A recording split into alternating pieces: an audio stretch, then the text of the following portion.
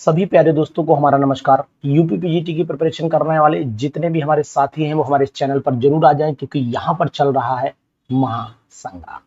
और ये महासंग्राम बहुत ही जबरदस्त है और महामैराथन में कन्वर्ट कर दिया इस महासंग्राम को। तो आइए question number, which of the following will have the same went of factor.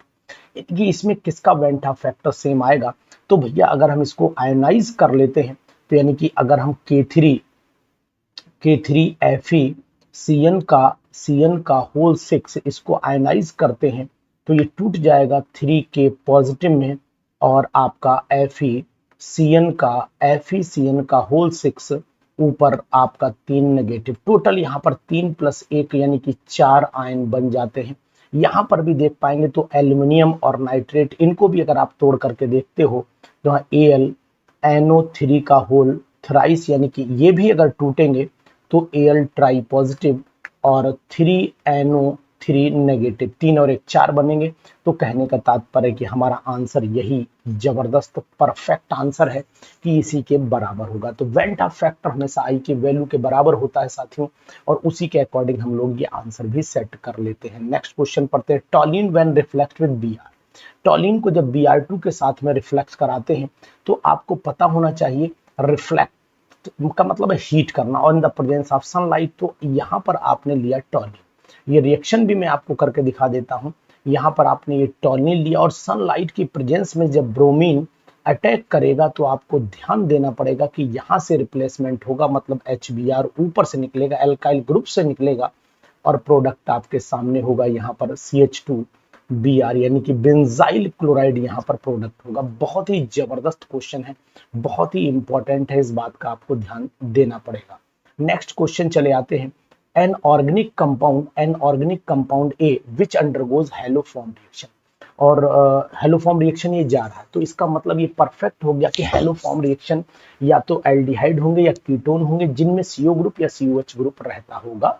ठीक है, तो ऑन रिडक्शन NaBH4, तो इसका मतलब है sulphuric acid form compound C, वो कंपाउंड C बना ले रहे हैं। तो NaBH4 से बढ़िया रिडक्शन कीटोन का माना जाता है। तो लगभग ये फाइनल हो गया कि कंपाउंड तो आपका कीटोन वाला निश्चित होगा, क्योंकि NaBH4 का मतलब है कीटोन का रिडक्शन होना ही है।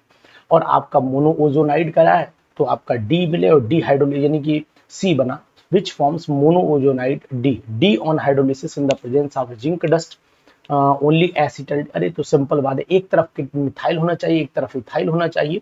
रिएक्शन बिल्कुल साफ सुथरी लिखी है, देखो एक तरफ मिथाइल हो गया, एक तरफ इथाइल हो गया, और इसका NaBH4 के साथ तो 2 डिग्री का एल्कोहल बना। इसका कंसंट्रेटेड H2SO4 से कराओगे तो आपका एल्कीन मिल जाएगा, और एल्कीन जब मिला तो इसका मतलब है यहाँ से CH3CHO, यहाँ से भी CH3CHO। ये तभी पॉसिबल है जब डबल बॉन्ड आपका बीच में आएगा। तो मिथाइल इथाइल कीटोन हमारा इसका आंसर होना चाहिए। बहुत ही जबरदस्त ये हमारा सीरीज है, और मैं तो कहूंगा 2003 का जो पेपर है ये सभी भाई बहन इसको जरूर कर लें, यानी छोड़े नहीं, इस पेपर को छोड़ना नहीं, किसी भी कीमत पर नहीं छोड़ना है। The energy of the photon associated with the wavelength यानी कि with light of wavelength 200 ohm is, ये H की वैल्यू दे रखी है, तो मैं आपको यहाँ पर बताने की कोशिश करूंगा। ये एक्चुअली में यहाँ पर ओम जो दिया हुआ है, आपको इसको नैनोमीटर कन्वर्ट करना पड़ेगा। गलत प्रिंट हो गया है 200, क्योंकि वेव लाइट नहीं वेव लेंथ होना चाहिए, ये थोड़ा सा यहाँ पर मिसप्रिंट कर गया है, तो नैनोमीटर में आप कन्वर्ट कर लीजिए। अब आप इसको value E is equal to HC/λ लगाइए, और H की वैल्यू आपको दे रखी 6.62 इंटू 10⁻⁻34। C की वेलोसिटी ऑफ लाइट पता है, और ये वैल्यू पुट करिए, आपका जो भी आंसर आ रहा है वो ये आ रहा है, क्योंकि ये कैलकुलेटेड वैल्यूज है। ऐसे जबरदस्त मैराथन में अगर आप जुड़ेंगे तो मैं उम्मीद करता हूं कि आपका सिलेक्शन और नजदीक होता चला जाएगा। सुपर सीरीज हमारी चल रही है, इस सुपर सीरीज का आनंद आप जरूर ले लीजिए। 60वां क्वेश्चन हमारा क्या कह रहा है वो भी ध्यान दीजिएगा। ये मैंने रिएक्शन यहाँ कंसीडर कर ली है, the decreasing order of stability. कितना जबरदस्त क्वेश्चन है, तो यहाँ पर आपको ध्यान देना पड़ेगा। सबसे ये आपका बाइफिनाइल कैटायन है, और बाइफिनाइल कैटायन जो है वो सबसे ज्यादा स्टेबल माना जाता है। उसके बाद बेंजाइल आ जाता है, फिर आपका एलाइल आ जाता है, एलाइल आपका ये है, और उसके बाद ये आपका ये इसे बोलते हैं हम लोग विनाइल। तो ये बात आपको ध्यान देनी पड़ेगी, ये एलाइल है, तो इसका मतलब है आंसर हमारा डी यहाँ पर सही हो जाएगा। नंबर 1, नंबर 2, नंबर 3, नंबर 4 बिल्कुल सही। तो इसका मीनिंग ये कि ऐसे क्वेश्चन तो यार वाकई में सबको करने चाहिए। बिल्कुल, डी ब्रॉगली की वेवलेंथ दे रखी है इलेक्ट्रॉन की, बोहर फर्स्ट ऑर्बिट में, तो लैम्डा इज इक्वल टू क्या पूछा है, the de Broglie's wavelength associated, तो lambda is equal to H upon M B होता है। वैल्यू पुट करना है सीधे सीधे और आंसर आपको कैलकुलेट कर लेना। जबरदस्त क्वेश्चन की सीरीज, आंसर आप निकाल ही लेंगे, यानी कि lambda is equal to H upon M into V रख दीजिए, जो भी आंसर है कैलकुलेशन यहाँ से कर लीजिएगा। आंसर आपका यहाँ इसके अकॉर्डिंग 3.33 आ रहा है, यानी कि ये कैलकुलेशन में लगा हुआ है। तो क्वेश्चन में मैं आपको कंसेप्ट बताता चल रहा हूँ, समझने की बात है, बस आपको यहाँ पर बहुत ईमानदारी से क्वेश्चन करने हैं। 62 पर चले जाइए। 2 ऑक्टेनॉल, यानी कि 2 ऑक्टेनॉल को अगर हम लोग ऑप्टिकल एक्टिविटी देखते हैं तो क्यों है। देखिए, अगर आपको 2 ऑक्टेनॉल रैपिडली लूज इट्स, यानी कि ये क्यों लूज कर देता है अपनी मतलब जो है एक्टिविटी को, ऑप्टिकल एक्टिविटी को, तो इसका मतलब है कि अगर मान लीजिए इसे हम बेसिक में डाल देते हैं, डाइल्यूट सॉल्यूशन बेसिक में डालें, पहले ऑक्टेनॉल 2 लिख लेते हैं यहाँ पर, ये हो गया आपका CH3, ये हो गया आपका CH2, ये हो गया आपका CH2, ये हो गया आपका CH2, 1 2 3 4 हो गए। अब यहाँ पर CH2 ऐसे लगाते चले जाइए। तो अपनी ऑप्टिकल एक्टिविटी को लूज करने का कारण ये है कि इसको हम लोग हाइड्रोलाइज कर दें, और हाइड्रोलाइज जब करें, यानी कि इसमें हम लोग हाइड्रोलाइज करेंगे तो यानी हीट करना, बेस डालेंगे तो ये OH नेगेटिव डालेंगे तो H खींच लेगा वहां से, यानी डिहाइड्रेशन हो जाएगा, सॉरी डिहाइड्रेशन हो जाएगा। और डिहाइड्रेशन होने पर फिर प्रोडक्ट आपका मिल जाएगा, ये ऑप्टिकल एक्टिविटी को लूज कर देगा, क्योंकि H यहाँ पर बराबर नहीं आएंगे। बिल्कुल सही है, डाइल्यूट बेस हम यहाँ पर ले सकते हैं, बिल्कुल ठीक है, कोई दिक्कत नहीं, ठीक है। एल्कीन बन जाएगा ना, और एल्कीन जो है वो अपनी ऑप्टिकल एक्टिविटी को लूज कर देगा। In the production of phenol by cumene process by the product of, यानी कि in the production of phenol, अगर हम क्यूमीन से फिनॉल बनाते हैं तो क्यूमीन का फार्मूला आपको पता होना चाहिए, ये होता है। और यहाँ पर हम लोग इसका हाइड्रोक्सिलेशन करा लेते हैं, डबल OH वाला ये जुड़ जाता है, फिर हीट करते हैं तो यहाँ पर कीटोन मिल जाएगा, OH डायरेक्ट जुड़ जाएगा तो एसीटोन यहाँ पर मिल जाता है। बाई प्रोडक्ट जो है वो एसीटोन यहाँ पर होगा, इस बात का ध्यान देना पड़ेगा। बहुत ही बेहतर क्वेश्चन है साथियों, अगर आपने ये क्वेश्चन नहीं कर पाए तो मान के चलिए अपना बहुत बड़ा नुकसान करेंगे। ये क्वेश्चन तो 100% हेंडरसन हेसलवॉक तो मान के ही चलिए कि आता ही है। तो buffer solution contains equal concentration of X negative and HX, KB की वैल्यू दे रखी, pH कितनी निकालना, तो pH is equal to 14 minus KB का मतलब है POH दे रखा है, P14 में से वैल्यू घटानी है, सॉल्ट अपॉन बेस रखनी है, तो आपकी ऑटोमेटिकली वैल्यू 4 आ जाती, तो आंसर आप टिक कर लीजिए। यहाँ पर हेंडरसन हेसलवॉक पर एक क्वेश्चन तो निश्चित आता ही है साथियों, उसमें कोई दो राय है भी नहीं। विच, उसके बाद चले आइए नेक्स्ट क्वेश्चन पर चलिए। Which of the following gases is known as the laughing gas, तो नाइट्रस ऑक्साइड को आप लाफिंग गैस के नाम से जानते हैं। ये जो है वो अगर आपने हल्की सी सूंघ ली तो आपको हिस्ट्रिकल लाफ्टर जो है महसूस होगा, और उसके बाद आप बेहोश हो जाएंगे। बात ध्यान दीजिएगा। Antacids are found in medicine that cure the stomach, में अगर एसिडिटी ज्यादा हो जाती है तो उसको मेंटेन करने के लिए इसको यूज करते हैं। ये भी बहुत अच्छा क्वेश्चन है, हर कैटेगरी के क्वेश्चन आप देख रहे हैं। वॉशिंग बेकिंग सोडा जो होता है सोडियम बाइकार्बोनेट होता है, यानी कि A का सेकंड हो जाता है। कास्टिक सोडा सोडियम हाइड्रोक्साइड होता है, वॉशिंग सोडा सोडियम कार्बोनेट होता है, यानी 2 1 3 आंसर आ जाना चाहिए, तो 2 1 3 हमारा यही आंसर बिल्कुल राइट है। जबरदस्त क्वेश्चन की सीरीज, सभी लोग इसको जरूर करिए, बहुत इंपॉर्टेंट है। विच of the following statement about the physical properties of the metal is not correct. Physical property तो मेटल जो होते हैं मैलिएबल होते हैं, डक्टाइल होते हैं, तो यही नॉट करेक्ट में तो यही लिखा ही है, बिल्कुल साफ सुथरी प्रॉपर्टी है, यहाँ तो कोई दिमाग भी नहीं लगाना। देखो एक चीज आप ध्यान दीजिए, क्वेश्चन को करने का कंसेप्ट और तरीका पता होना चाहिए, पिक ऑड वन आउट करना है। देखो नाइट्रोग्लिसरीन, TNT और डायनामाइट ये एक्सप्लोसिव माने जाते हैं, जबकि ये इंसेक्टिसाइड या पेस्टिसाइड में काउंट होती है। तो आप यहाँ पर फोर्थ वाले में, the element not present in fertiliser, में क्लोरीन नहीं होती है, बाकी सब नाइट्रोजन भी होता है, हाइड्रोजन होता है, फास्फोरस होता है, लेकिन ये नहीं होता है। तो ये ध्यान दीजिए, अच्छे क्वेश्चन है, इंपॉर्टेंट क्वेश्चन का स्लॉट भी माना जाता है। ऐसे क्वेश्चन जो आपको इस बार एग्जामिनेशन में 2003 का पेपर इस बार क्यों महत्वपूर्ण मुझे लग रहा है, ये मैं अभी आपको बताऊंगा अगली वीडियो में।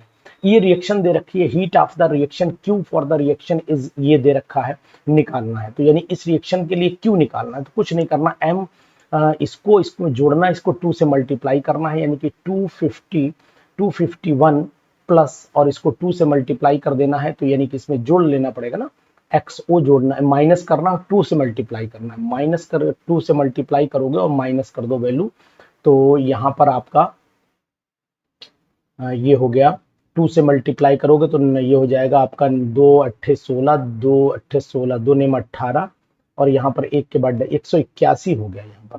ठीक है, तो यानी कहने का तात्पर्य है कि ये, चलो नीचे सॉल्व भी करके दिखाया, इसी पे कंटिन्यू कर लेते हैं। ये वैल्यू हमें इन दोनों इक्वेशन को देखा तो यानी m ये हो गया, XO नहीं जो, यानी 2 से मल्टीप्लाई नहीं करना पड़ेगा, क्योंकि कारण ये भी है कि मैं आपको एक चीज और दिखा दूं, यहाँ पर कारण भी आपको दिखा देता हूँ कि XO 2 हमें चाहिए भी है, एक ही XO चाहिए ना, तो एक ही XO आ ही जाएगा, तो उसमें क्या दिक्कत है, फिर कुछ करना ही नहीं है। तो सिंपल सी बात है, ये 351 है और 351 में से 90 आप घटा दीजिए, ऑटोमेटिकली आंसर आपका आ जाएगा। ठीक है, बिल्कुल सही, 260 हमारा आंसर आ ही जाएगा, क्योंकि यहाँ पर XO ही ऐड होना है, तो 2 से मल्टीप्लाई का कोई जरूरत है नहीं और XO यहाँ पर है ही। तो डायरेक्ट आप ऐसे क्वेश्चन कर सकते हैं। क्वेश्चन बढ़िया है, इंपॉर्टेंट है। ये क्वेश्चन भी एग्जामिनेशन में, पीजीटी में, हर तरीके के क्वेश्चन में ये क्वेश्चन भी एक शामिल कर लीजिए। Configuration of the chiral carbon can be changed, तो अगर हम बॉन्ड को ब्रेक कर दें, कायरल सेंटर को चेंज कर दें, तो इसका मतलब है हमें यहाँ पर जो है कन्फिगरेशन बदल जाएगा। बिल्कुल थर्ड सही है, यहाँ पर थर्ड ऑप्शन हमारा बिल्कुल राइट ऑप्शन है। विच of the following alkene is most stable, तो आपको पता होना चाहिए मोर एल्काइलेटेड एल्कीन इज मोस्ट स्टेबल, ये वाली मोर एल्काइलेटेड है, मोर और हाइपर कॉन्जुगेटिव स्ट्रक्चर भी ज्यादा बनेंगे, सिंपल सी बात है।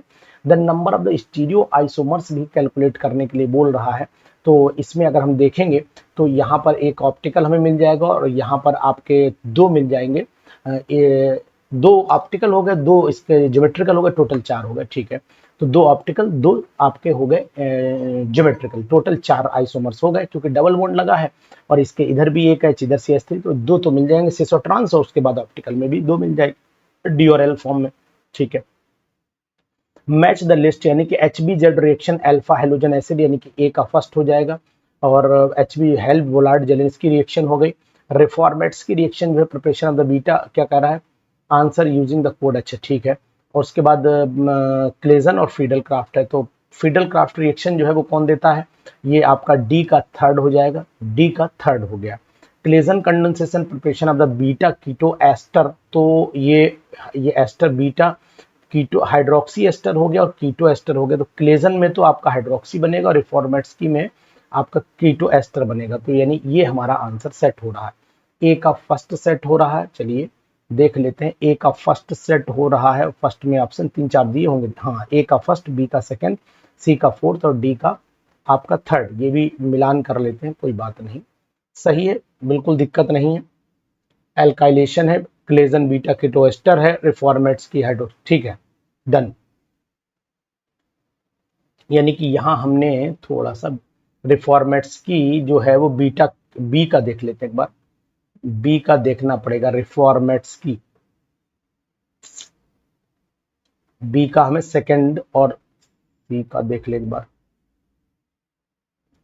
हाँ, रिफॉर्मेट्स की है beta keto ester, hydroxy ester है, सॉरी, रिफॉर्मेट्स की रिएक्शन है ना, ये थोड़ा सा चेंज करना पड़ेगा हमें, यानी कि ये वाला बी का ये हो जाएगा और आपका सी का ये आ जाएगा कीटो एस्टर। ठीक है, चलो हो गया काम।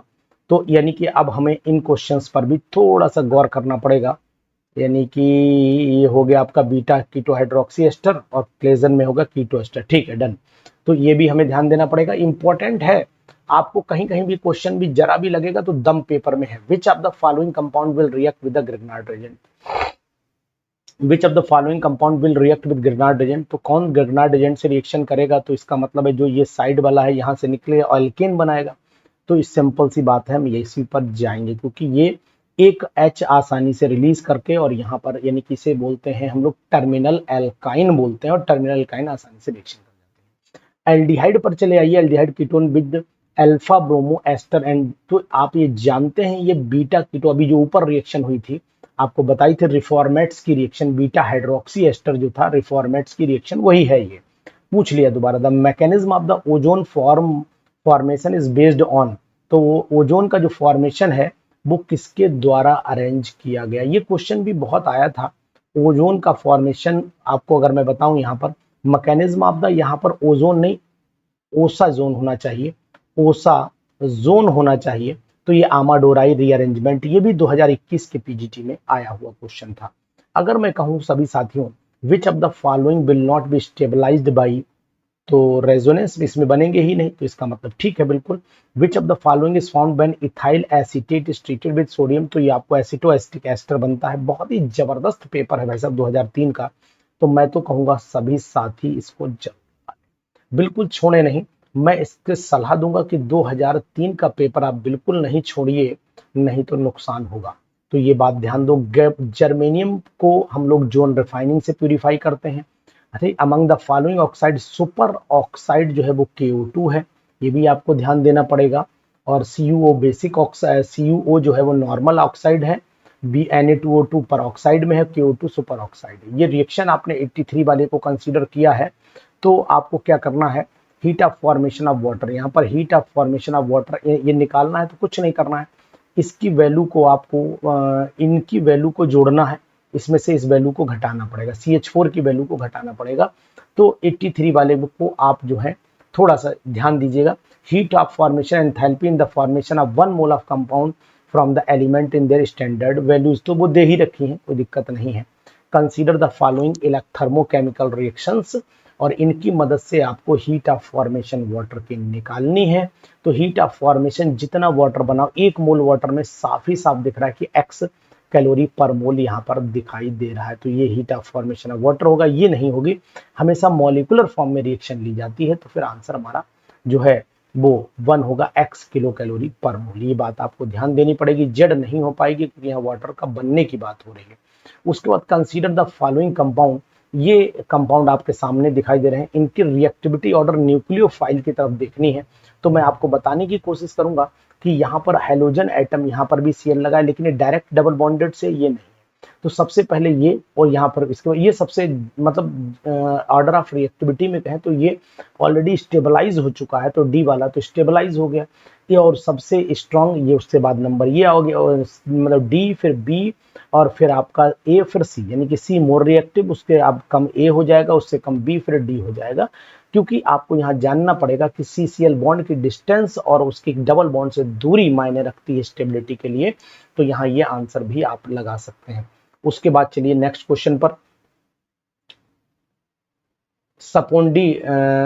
स्पोंड्यूमीन इज ओर ऑफ, ठीक है, स्पोंड्यूमीन इज द ओर ऑफ। ये थोड़ा सा हमें भी अभी याद नहीं, लेकिन हाँ इसके अकॉर्डिंग अगर आंसर हमने सेट कर रखा है तो स्पोंड्यूमीन जो है वो लिथियम का ओर बताया जा रहा है। तो यहाँ पर इस क्वेश्चन को भी आप थोड़ा सा गौर फरमा लीजिए, spodumene is an ore of, important मान लीजिएगा, क्योंकि कुछ क्वेश्चंस ऐसे हैं जो एक आध कभी आपको परेशान कर सकते हैं। लेकिन मैं आपको जरूर बताने की कोशिश करूंगा कि हर चीज, अगर आपने 85 का स्लॉट था उस समय, और 85 में से अगर इस पेपर में मेरे हिसाब से जिन लोगों ने 60 क्वेश्चन भी किए होंगे उनका सिलेक्शन 100% हो गया होगा। 60 क्वेश्चंस के लिए ये बेहतर स्लॉट था आपका, और मैं बताऊंगा कि ऐसे क्वेश्चन आप जरूर कर लीजिए। बहुत ही important, very very important for PGT examination.